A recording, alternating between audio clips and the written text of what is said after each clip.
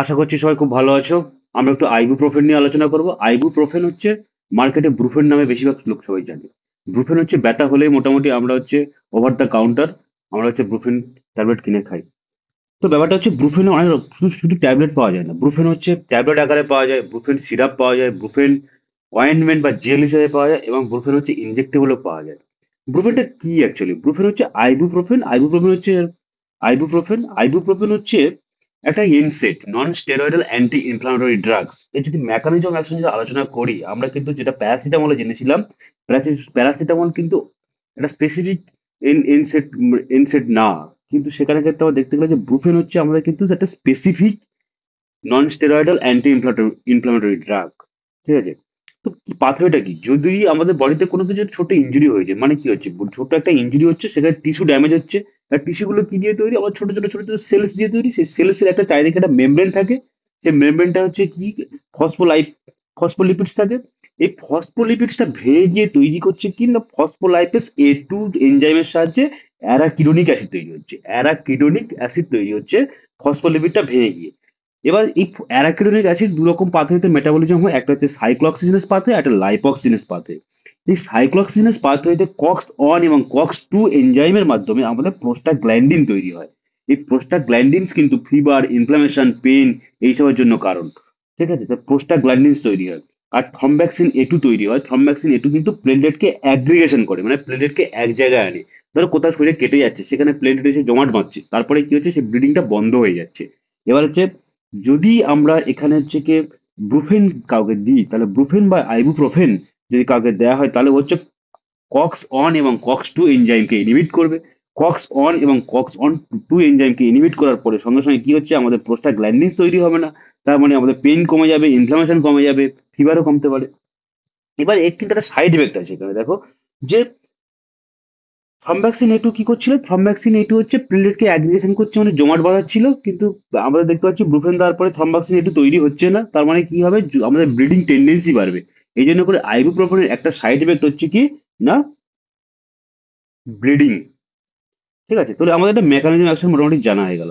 এবার হচ্ছে আমরা জানবো যে মোটামুটি কোথায় কোথায় ইউজ করা যায়। দেখো, ব্রুফেন পেনের জন্য ইউজ করা হয়। নর্মালি আমরা পেনের জন্যই ব্রুফেন ইউজ করি। ফিভারের জন্য তখনই ইউজ করা হয় যখন হচ্ছে আমাদের প্যারাসিটামলের সাথে কিছু আইবুপ্রোফেন অ্যাড করতে হয়। সেটা হচ্ছে বিশেষ করে বাচ্চাদের সিরাপের সাথে দেওয়া হয়, প্যারাসিটামল প্লাস আইবুপ্রোফেন। ঠিক আছে? তো পেন রিলিফের জন্য আমরা মোটামুটি হেডেক্সে ইউজ করি, ডেন্টাল পেন, মিনস্ট্রুয়াল ক্র্যাম্পস।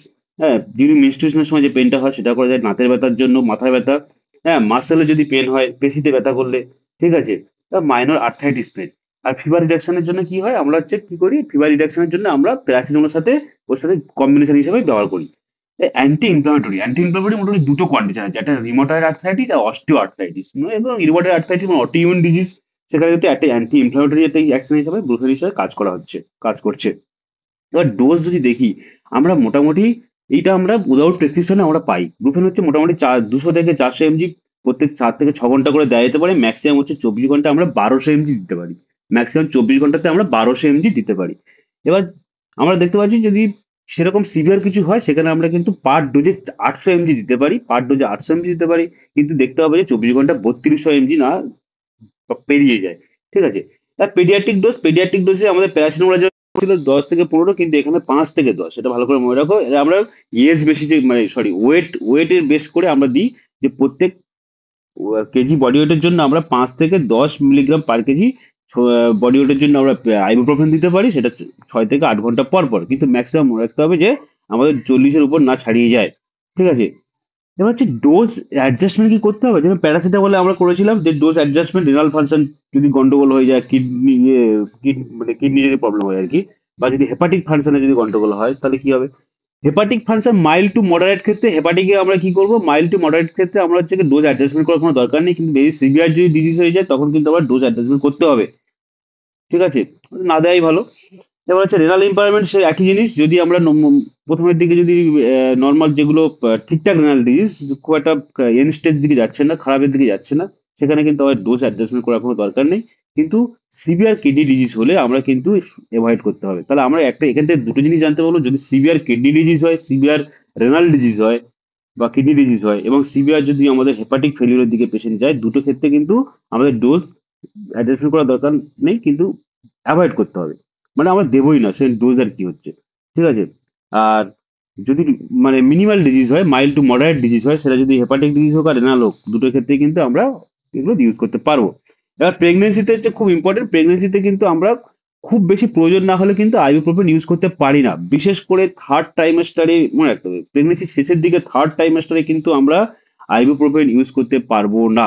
তার কারণ হচ্ছে পেশেন্টের থার্ড ট্রাইমেস্টারে আইবুপ্রোফেন ইউজ করলে আমাদের যে পেটেন্ট ডাক্তারি অ্যাট্রিসাস যে আমাদের হার্টের মধ্যে বাচ্চা থাকে, সেটা কিন্তু আগে থেকেই বন্ধ, ক্লোজ হয়ে যাবে। ক্লোজ হয়ে যাওয়ার জন্য বাচ্চা কিন্তু সার্কুলেশনের প্রবলেম হবে, অক্সিজেনের প্রবলেম হবে, ওই জন্য করে আমরা ইউজ করতে পারবো না। যদি খুব দরকার পড়ে, যদি খুব দরকার পড়ে তখন কিন্তু আমরা ফার্স্ট বা সেকেন্ড ট্রাইমেস্টার ইউজ করতে পারবো, কিন্তু থার্ড ট্রাইমেস্টারে আমরা একদমই ইউজ করতে পারবো না। এবার ব্রেস্ট মিল্ক যারা ল্যাকটেটিং ওমেনের ক্ষেত্রে কিন্তু তেমন কিছু অসুবিধা আমরা দেখতে পাচ্ছি না। এবার কমন অ্যাডভার্স ইফেক্ট সমস্ত রাগে মোটামুটি nausea, heartburn, indigestion, diarrhoea, stomach pain এগুলো থাকে, কিন্তু আমাদেরকে ব্রুফেনের স্পেসিফিক্যালি জানতে হবে যেটা ব্লিডিংটা কোথায় কোথায় হতে পারে। একটা দেখো যে GI bleeding heavy important, ulcer হয়েছে, গ্যাস্ট্রিক আলসার হয়েছে, ব্রুফেন দিচ্ছে, অনেক সময় ব্লিডিং হয়ে যাচ্ছে, ঠিক আছে। কিডনিকে ড্যামেজ করে দিতে পারে, হার্ট অ্যাটাক এবং স্ট্রোককে বাড়িয়ে দেবে, বিশেষ করে যাদের কি হাইপার কোলেস্টেরোলিমিয়া আছে বা ডিসলিপিডিমা, মানে কোলেস্ট্রলের গন্ডগোল, লিপিড প্রোফাইলে এদিক সেদিক হয়ে আছে, প্রেশারের মেডিসিন খাচ্ছে, তাদের কিন্তু আমাদের আহ, এগুলো না দেওয়াই ভালো, ঠিক আছে। এবার অ্যালার্জিক রিয়াকশন হতে পারে, অনেক সময় নেনসেট খেলে অ্যালার্জি হয়, অ্যালার্জি হতে পারে। এবার কখন আমরা ইন্টারাকশন, মানে আইবুপ্রোফেনের সাথে অন্য ড্রাগের কি কি ইন্টারাকশন হতে পারে। একটা অ্যান্টি কোয়াগুলেন্ট, যদি ওয়ারফারিন দিই, ওয়ারফারিন কি অ্যান্টি কোয়াগুলেন্ট, আবার আইবুপ্রোফেন কি করছে যে থ্রম্বাক্সিন এটু সিক্রেশন করতে দিচ্ছে না, সেখানে হচ্ছে প্লেটকে এক জায়গা হতে দিচ্ছে না, তো ও অ্যান্টি প্লেলেট হিসেবে কাজ করছে, এও প্লেটকে এক জায়গা হতে দিচ্ছে না, তাহলে কি হচ্ছে না, ব্লিডিং এর যে চান্স সেটা কিন্তু হাই হয়ে যাবে। অ্যাসপিরিন কি করে, অ্যাসপিরিন হচ্ছে কার্ডিও প্রোটেক্টিভ, অ্যাসপিরিনও কিন্তু এনসেড গ্রুপের ড্রাগ, সেখানে যদি আমরা যদি আবার তার সাথে আইবুপ্রোফেন দিই তাহলে কিন্তু আরো জিআই ব্লিডিং হওয়ার চান্স অনেক বেশি হয়ে যাচ্ছে।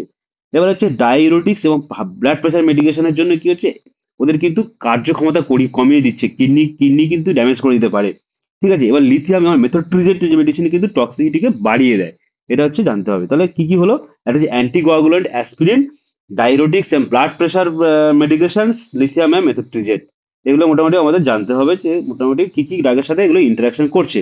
এবার জেনারেল কন্ডিশন সেই একই, এবার যেরকম প্যারাসিটামল বলেছিলাম যে খাবারের সাথে খেলে বা মিল্কের সাথে খেলে স্টোমাকের যে আমাদের আপসেট গুলো কমে যাবে, মানে সোজা কথা যেগুলো নজিয়া ভমিটিং এগুলো কমবে বা আলসারের চান্স কমিয়ে দেবে। এবার আমরা সবসময় চেষ্টা করবো যে কম ডোজে যতটা এফেক্টিভ ডোজ দেওয়া যেতে পারে এবং কম ডিউরেশনের জন্য সেটাকে ব্যবহার করার চেষ্টা করতে হবে। এবং মনে রাখতে হবে যদি কোনো পেশেন্ট যখন ব্রুফেন খাবে সেগুলোকে ওয়েল হাইড্রেটেড হওয়া উচিত, মানে ভালো করে জল খেতে হবে যাতে সেটাকে আমাদের কিডনিতে বেরিয়ে যায় এবং কিডনিকে ড্যামেজ করতে না পারে। এবার একটা মনে রাখতে হবে, কাদের কাদের ক্ষেত্রে আমরা ব্রুফেন দেবো না, কন্ট্রাইন্ডিকেশন মনে রাখতে হবে যে আগে যদি কারোর অ্যালার্জি হয়ে থাকে তাদের ক্ষেত্রে আমরা দেবো না। যদি কোনো পেশেন্টের অ্যাসমা থাকে তাহলে কিন্তু সে অনেক সময় দেখা যাচ্ছে অ্যালার্জি হচ্ছে হলো, তারপরে হাঁপানি রোগও হয়ে গেছে, সেখানে কিন্তু আমরা ব্লুপেন দেবো না।